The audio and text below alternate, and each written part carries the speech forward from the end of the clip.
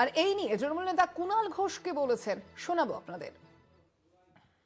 CPM এর রাজ্য সম্পাদক কমরেড মোহাম্মদ সেলিম তিনি ওই একটি হোটেলে হুমায়ুন কবিরের সঙ্গে নাকি ঘন্টা খানেক বৈঠক করেছেন।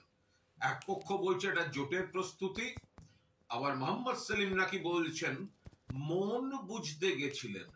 প্রথম প্রথম প্রেমে পড়েছেন নাকি মন বুঝতে গেছিলেন? আসলে এই সিপিএম এর রাজ্য সম্পাদক এখন দেউলিয়া রাজনীতির ভিক্ষা পাত্র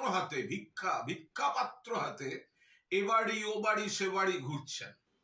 আমরা এসব নিয়ে মাথাও ঘামাচ্ছি না। তৃণমূল ক্ষমতায় আসবে উন্নয়নের জন্য মানুষের সমর্থন সঙ্গে নিয়ে। আর এরা কোথায় কি হতাশা, দিশাহীন। 34 বছর ক্ষমতায় ছিল, এখনো একা লড়ার মুরদ নেই। কখনো কংগ্রেসের জুতো পালিশ করতে হচ্ছে, আমাদের সঙ্গে আসুন, আমাদের সঙ্গে আসুন, আমাদের সঙ্গে আসুন। 3 টায়ার শূন্য এই সেলিমের সিপিএম। বিধানসভায় শূন্য, লোকসভায় শূন্য, 2 মাসের মধ্যে রাজ্যসভায় শূন্য। আর দেউলিয়া রাজনীতির ভিক্ষাপাত্র হাতে বাড়ি বাড়ি যাচ্ছেন, হুমায়ুন কবিরের কাছে গেছেন। হুমায়ুন কবিরকে এ বিষয়ে আমি কোনো মন্তব্যই করব না। উনি কোণঠাসা অবস্থায় আছেন, উনি তো চাইবেন কেউ না কেউ আসুন, উনি তো প্রকাশ্যে বলছেন। কিন্তু সিপিএম এর এই যে দ্বিচারিতার রাজনীতি, মুখে বামপন্থা, মুখে নাকি বামফ্রন্ট, মুখে নাকি সিপিএম ফিরছে।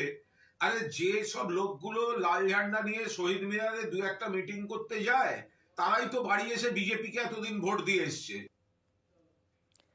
মোহাম্মদ সেলিম এবং হুমায়ুন কবিরের যে বৈঠক, সেই বৈঠক নিয়েই কিন্তু কুণাল ঘোষের যে প্রতিক্রিয়া, সেই প্রতিক্রিয়া আপনাদের শোনাচ্ছিলাম। আমরা দেখেছি গতকালই নিউ টাউনের একটি হোটেলে 1 ঘন্টারও বেশি সময় ধরে হুমায়ুন কবির এবং সিপিএম এর রাজ্য সম্পাদক মোহাম্মদ সেলিমের এই বৈঠক হয় এবং সেখানেই কিন্তু এই জোট করার বার্তা দিয়েছেন হুমায়ুন কবির সিপিএম এর রাজ্য সম্পাদক মোহাম্মদ সেলিমের কাছে। এবং তারপরেই এই সম্ভাবনার কথা উঠে আসছে, এই জল্পনা কিন্তু উঠে আসছে যে এর পরবর্তীতে 2026-এর যে বিধানসভা নির্বাচন রয়েছে, সেই বিধানসভা নির্বাচনকে কি তাহলে কোনো নতুন সমীকরণ দেখতে চলেছে বাংলা? সেই প্রশ্ন ইতিমধ্যেই উঠে আসছে। কলকাতায় সিপিএম এর রাজ্য সম্পাদক মোহাম্মদ সেলিমের সঙ্গে দীর্ঘ বৈঠক করলেন জনতা উন্নয়ন পার্টির প্রধান হুমায়ুন কবির।